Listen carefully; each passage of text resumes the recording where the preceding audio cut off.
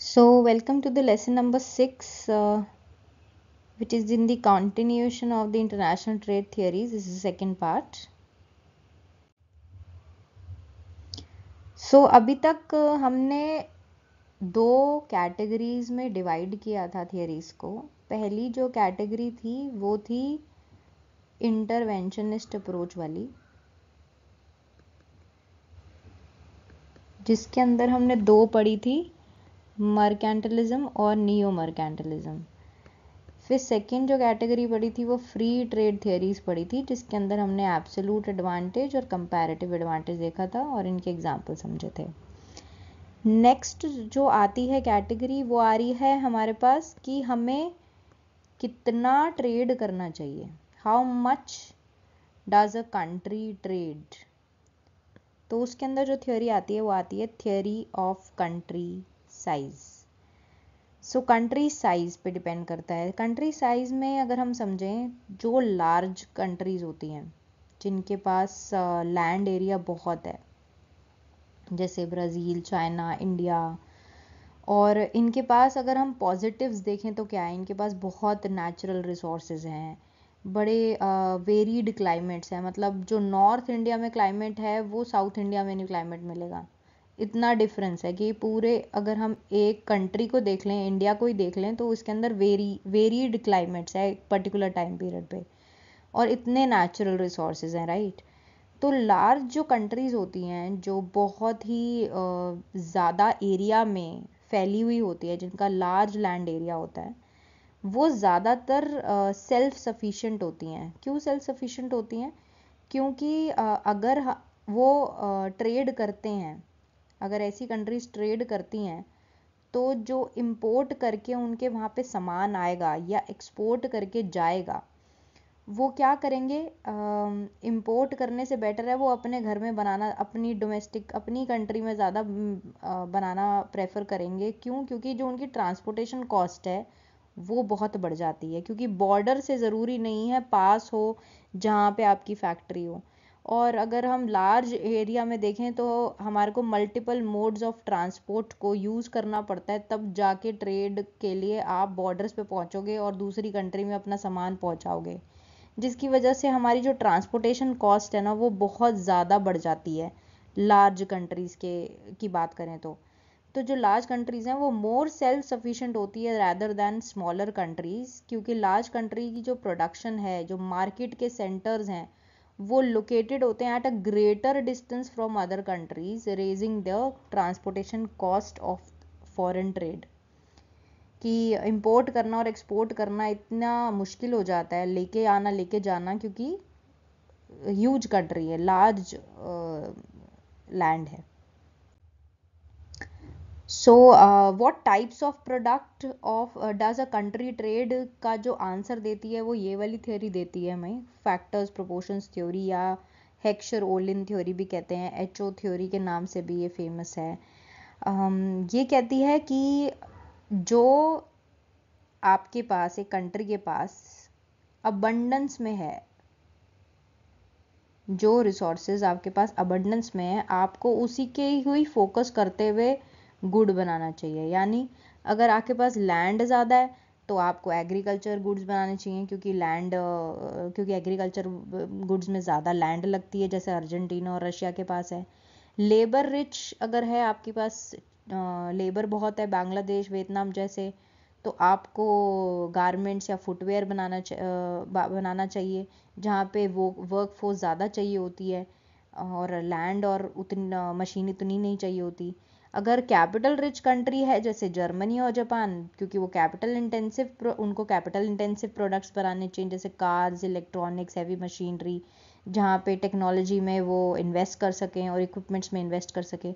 तो बेसिकली जो रिसोर्स आपके पास अबंडेंस में है, आपको उसी पे ही ध्यान देते हुए उसी तरीके के गुड्स और सर्विसेज को प्रोड्यूस करना चाहिए.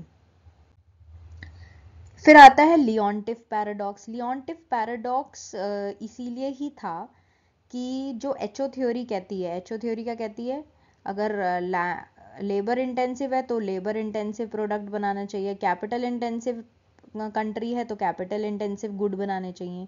तो उसी को ही प्रूव करने के लिए कि जो HO model Heckscher Olin theory कहती है क्या वो ठीक है, उसी को प्रूव करने के लिए ये स्टडी की गई थी। To show US exports were capital intensive, ये दूसरा पॉइंट प्रूफ ऑब्जेक्टिव था कि लियोंटिफ का कि वो एचओ मॉडल जो है वो करेक्ट है, और ये प्रूव करने का कि क्योंकि यूएस जो है वो कैपिटल इंटेंसिव कंट्री है, तो क्या वो कैपिटल इंटेंसिव गुड्स ही बनाती है और उसको एक्सपोर्ट करती है, वो चेक करने के लिए था। लेकिन ऐसा नहीं हुआ। रिजल्ट में क्या आया, Leontief reached a paradoxical conclusion that the US, the most capital abundant country in the world by any criterion, export करती है labor intensive commodities and imported capital intensive commodities. This is called Leontief paradox. जबकि US को क्या बनाने चाहिए, क्योंकि वो capital intensive country है तो उसको कैपिटल इंटेंसिव गुड बनाने चाहिए और उन्हीं को ही एक्सपोर्ट करना चाहिए। लेकिन वो क्या एक्सपोर्ट कर रही थी, लियोंटिफ पैराडॉक्स का कहता है वो एक्सपोर्ट कर रहा था लेबर इंटेंसिव गुड्स को एक्सपोर्ट कर रहा था यूएस। तो ये लियोंटिफ पैराडॉक्स है। Moving on to the next theory which is the country similarity theory. Country similarity theory कहती है कि अगर आप एक कंट्री हो, अपने जैसी कंट्री को ढूंढो और उसके साथ ट्रेड करो। क्योंकि वहाँ के जो लोग होंगे वो सेम लाइफस्टाइल को फॉलो करते होंगे, बाइंग हैबिट्स सेम होंगी, डिमांड पैटर्न सेम होंगे, तो बिजनेस आसानी से हो पाएगा। ठीक है, तो कंज्यूमर प्रेफरेंसेस, इनकम लेवल जहाँ पे आपके सेम हो वहाँ पे आप ट्रेड करो और एक्सपैंड करो अपने बिजनेस को। Once a company creates a new product for its local market, it tends to look for foreign markets that closely resemble its own in terms of culture, consumer needs and economic conditions. Say for example, जो high income countries हैं जैसे Japan और south Korea, वो जो electronics और automobiles बनाती हैं तो उनके पास ज़्यादा लेवल ऑफ इनकम है, टेक्नोलॉजी है, तो आपस में ट्रेड करते हैं। स्विट्ज़रलैंड जो है स्पेशलाइज करती है लग्जरी वॉचेज़ में, जैसे रोलेक्स और ओमेगा, वो प्रीमियम मार्केट को ढूंढते हैं और ट्रेड करते हैं उनके साथ, जैसे जर्मनी और France and US.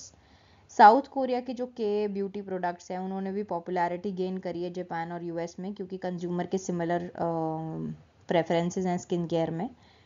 Culturally same है UK and Australia, language share same करते हैं, एजुकेशन सिस्टम सेम है और हिस्टोरिकल टाइज हैं, तो वहाँ पे एजुकेशन सर्विसेज और मीडिया कंटेंट का ट्रेड हो सकता है। Political relationships and economic integration, Germany and Poland trade करता है हेविली विद यूरोपियन यूनियन, क्योंकि स्ट्रॉन्ग पॉलिटिकल टाइज हैं और जो ट्रेड बैरियर्स हैं वो भी कम है, क्योंकि यूरोपियन मार्केट जो है, यूरोपियन यूनियन जो है वो एक सिंगल मार्केट की तरह काम करता है। सो ये कुछ एग्जांपल्स हैं कंट्री सिमिलैरिटी थ्योरी के। Moving on to the next theory, product life cycle theory of trade. ये रेमंड वर्नन ने दी थी। State that the location of production of certain kinds of products shift as they go through their life cycles, which consist of 4 stages: introduction, growth, maturity and decline. तो यहाँ पे product की life cycle theory है, और जो हम पढ़ते आ रहे हैं लाइफ साइकिल में इंट्रोडक्शन फेज आता है, देन ग्रोथ आता है, देन मेच्योरिटी आता है, देन डिक्लाइन आता है। तो प्रोडक्ट भी शिफ्ट करता है जैसे जैसे ये स्टेजेस को पार करता रहता है। सो इंट्रोडक्शन स्टेज में क्या कहते हैं, सो इंट्रोडक्शन स्टेज में है कि क्योंकि प्रोडक्ट ना बिल्कुल यहाँ पे बिल्कुल ब्रांड न्यू बना है, इनोवेशन हुई है, तो जिस कंट्री ने इनोवेशन की है वही एक्सपोर्ट करेगा, और जो प्रोडक्ट बिल्कुल नया बना है उसके अंदर धीरे धीरे थोड़ा इवॉल्व भी होगा, वो उसमें धीरे धीरे चेंजेस आएंगे, तो इनोवेशन करने वाली कंट्री उसको एक्सपोर्ट कर रही होती है। ठीक है, मूविंग ऑन, ग्रोथ स्टेज में क्या होता है, इनोवेटिव कंट्री का जो एक्सपोर्ट है वो बहुत बढ़ रहा होता है, क्योंकि बहुत सारी कंट्रीज में उसकी डिमांड बढ़ जाती है और वो एक्सपोर्ट होने लग जाता है। धीरे धीरे ग्रोथ स्टेज में कंपटीशन भी बढ़ता रहता है, क्योंकि और जो कंट्रीज हैं वो भी सिमिलर तरीके का प्रोडक्ट को बनाना शुरू कर देती है। पहले तो इनोवेटिव कंट्री ही प्रोडक्ट को बना रही थी और एक्सपोर्ट कर रही थी इंट्रोडक्शन स्टेज में। अब एक्सपोर्ट ज़्यादा हो गया, प्रोडक्ट बनाना सीख लिया और कंट्रीज़ ने, ये ए कंट्री है, बी सी डी और बड़ी सारी कंट्रीज़ ने भी बनाना शुरू कर दिया वो प्रोडक्ट, तो कंपटीशन बढ़ जाता है। इंक्रीज कैपिटल इंटेंसिटी हो जाती है, फॉरेन में प्रोडक्शन होने लग जाती है ग्रोथ स्टेज में। मेच्योरिटी के अंदर हमारे पास इनोवेशन जिसने की थी, जो पहली बार उस प्रोडक्ट को लेके आई थी मार्केट के अंदर, वहां से एक्सपोर्ट का डिक्लाइन होने लग जाता है, क्योंकि वो देश बनाने लग जाते हैं जो पहले बना नहीं रहे थे। अब प्रोडक्ट का स्टैंडर्डाइजेशन हो गया, प्रोडक्ट अब पूरा पहले तो इवॉल्व हो रहा था, धीरे धीरे उस प्रोडक्ट में चेंज आ रहे थे, नया नया प्रोडक्ट आया था। अब प्रोडक्ट स्टैंडर्डाइजेशन की तरफ बढ़ रहा है, और ये देश जो नहीं बना रहे थे पहले, वो भी बनाना शुरू कर देते हैं उनको। मोर कैपिटल इंटेंसिटी हो जाती है, इंक्रीज्ड कॉम्पिटिटिवनेस, अब प्राइस पे लड़ने लग जाते हैं, आपस में कंपटीशन आ जाता है। ठीक है, प्रोडक्शन के स्टार्टअप्स बन जाते हैं ये इमर्जिंग इकोनॉमीज में, क्योंकि ये इनोवेशन तो ये लेके नहीं आए, जो इमर्ज हो रही हैं इकोनॉमीज वो भी बनाने लग जाते हैं इस प्रोडक्ट को। एंड डिक्लाइन स्टेज में क्या हो रहा है, जो इनोवेटिंग जिसने का प्रोडक्ट बनाना स्टार्ट किया था, अब वो एक्सपोर्ट नहीं करती, वो उन देशों से जो बनाना अब शुरू कर दिया है जिन्होंने, उनसे इंपोर्ट करने लग जाती है, क्योंकि अब उसको इंपोर्ट करना ज़्यादा चीप हो जाता है रैदर देन वो खुद बनाए और एक्सपोर्ट करे। तो during its life cycle focus on production and market locations often shifts from industrial to developing markets. तो जहां से इनोवेशन हुई थी, प्रोडक्शन अब ये लोग करने लग गए, यहाँ पे प्रोडक्ट बनने लग गया, और मार्केट की लोकेशन भी चेंज होती गई। The process is accompanied by changes in competitive factors affecting both production and sale as well as technology।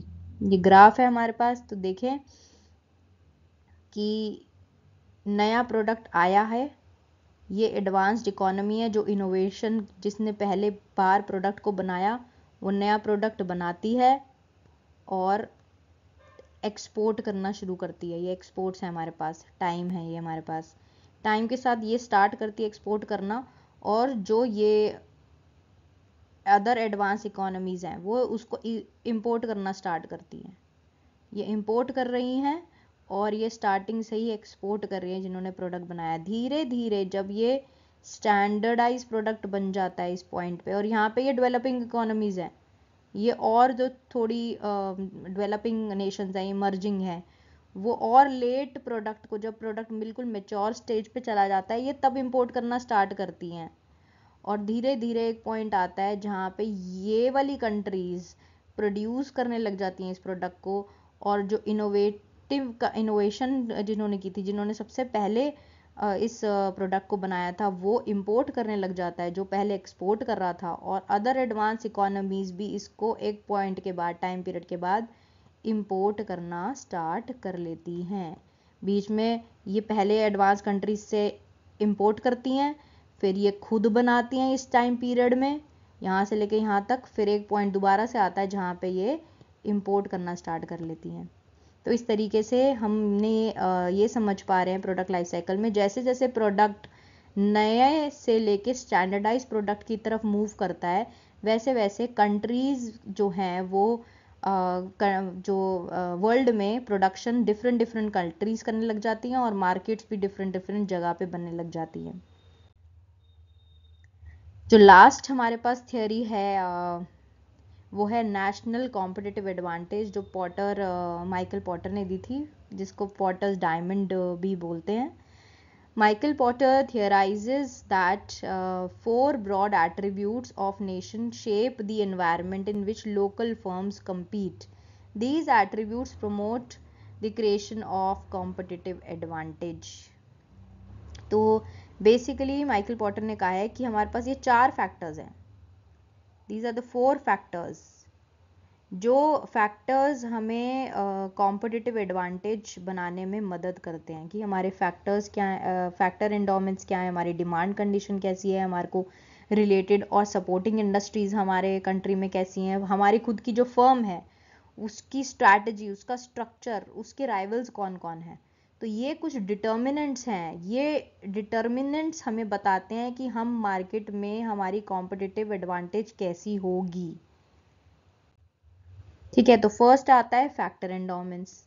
Nations, a country की जो पोजीशन है, फैक्टर्स जो उसके पास बेसिक नेचुरल फैक्टर्स हैं, क्लाइमेट है, लोकेशन है या कम्युनिकेशन, उसके पास स्किल्स हैं, इंफ्रास्ट्रक्चर है, फैसिलिटीज़ हैं, लेबर है, टेक्नोलॉजी है, ये फैक्टर्स बताते हैं कि वो कंपटीशन में कहाँ पे खड़ा होगा। एक नेशन कहाँ पे की जो प्रोग्रेस है, उसकी जो इंडस्ट्रीज़ हैं वो कैसे किस फैक्टर पे डिटरमाइन करेंगे कि उसके पास फैक्टर्स कौन से हैं। फैक्टर्स कौन कौन से हो सकते हैं, या तो कुछ बेसिक फैक्टर्स हो जो उसके बाद नेचुरली हो, या तो कुछ ना कुछ ने एडवांस फैक्टर्स हो जो उसने एक्वायर की हो, उसके पास स्किल्स हो, उसकी लेबर अच्छी हो। तो फैक्टर्स पे डिपेंड करता है जो उसके पास है। सेकंड, डिमांड कंडीशन, कि होम डिमांड हमारी कैसी है। nation's firm gain competitive advantage if the domestic consumers are sophisticated and demanding। अगर कंज्यूमर मांग रहा है उस नेशन का कुछ इनोवेशन, क्वालिटी प्रोडक्ट्स मांग रहा है, तो वहाँ की फर्म्स भी उस कंज्यूमर को केटर करने के लिए, उनकी नीड्स को और वांट्स को समझने के लिए काम करते हैं, क्योंकि उन पर प्रेशर क्रिएट होता है कि वो क्वालिटी प्रोडक्ट्स बनाएं और इनोवेट करें। थर्ड जो आता है वो रिलेटिंग एंड सपोर्टिंग इंडस्ट्री आती है। अगर मेरे पास सप्लायर ही नहीं है या रिलेटेड जो इंडस्ट्रीज़ हैं वो अच्छा रॉ मटेरियल ही नहीं देती हैं, सप्लायर ही मेरे को रॉ मटेरियल अच्छा नहीं देते हैं, तो या कॉम्पिटिटिव प्रोडक्ट नहीं देते हैं, रॉ मटेरियल मेरे पास अच्छा नहीं आता, तो मैं अच्छा प्रोडक्ट कैसे बनाऊंगी और वो नेशन के कंज्यूमर्स को कैसे मिलेगा। तो रिलेटिंग एंड सपोर्टिंग इंडस्ट्री की में जो सप्लायर्स की प्रेजेंस है वो इंटरनेशनली कॉम्पिटिटिव होनी चाहिए, नहीं तो वो हम ग्रो नहीं कर पाता एज ए नेशन इंडस्ट्रियली। जो लास्ट फैक्टर इंपॉर्टेंट रहता है कॉम्पिटिटिव एडवांटेज के लिए, वो आता है फर्म की स्ट्रैटेजी, उनका स्ट्रक्चर, उनकी राइवलरी, उनका कंपटीशन। तो कंडीशंस जो है हमारे को, कंपनीज कैसे बनी हैं, कंपनी कैसे ऑर्गेनाइज की जाती है, उनको कैसे मैनेज किया जाता है, और डोमेस्टिकली कितने उसके राइवल्स हैं, कौन कौन है, तो वो डिटरमाइन करता है कि एक कंपनी की या एक नेशन की कॉम्पिटिटिव एडवांटेज क्या हो सकती है। ये कुछ 4 फैक्टर्स पे डिपेंड करता है। ये डायमंड शेप में, इसलिए इसका नाम है diamond model, Potter's diamond model, and this was the last theory in international trade। Next lecture में हम ट्रेड बैरियर्स को समझेंगे। So we'll meet you in the next lecture. Thank you so much.